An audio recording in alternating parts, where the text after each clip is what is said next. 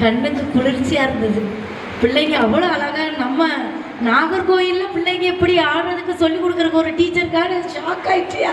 உண்மையில அதான் சொல்லிட்டு இருந்தேன். பிள்ளைங்க பார்த்த டான்ஸ்லேயே திருப்தி அடைஞ்சிட்டேன். அப்புறம் டீச்சர் போட்டது, எப்பவுமே சொல்லுவாங்க டீச்சரை விட வந்து பிள்ளைங்க நல்லா ஆடுவாங்க. பார்த்தா டீச்சர் அடுத்து கடைசியில் அவங்க ஷாக் கொடுத்தாங்க.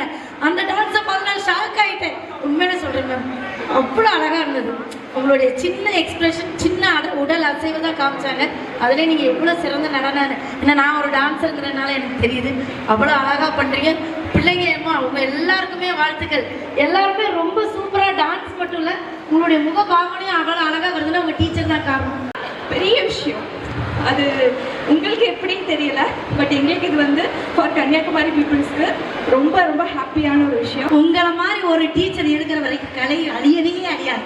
வானம் டீச்சர், ஏன்னா நீங்கள் மட்டும் இல்லை, ஒரு 10 பேர் உருவாக்கியிருக்கீங்க. இந்த 10 செடி இன்னும் ஒரு 100 செடியை உருவாக்குங்கிறதுல எந்த வித சந்தேகமும் இல்லை. Best dancer.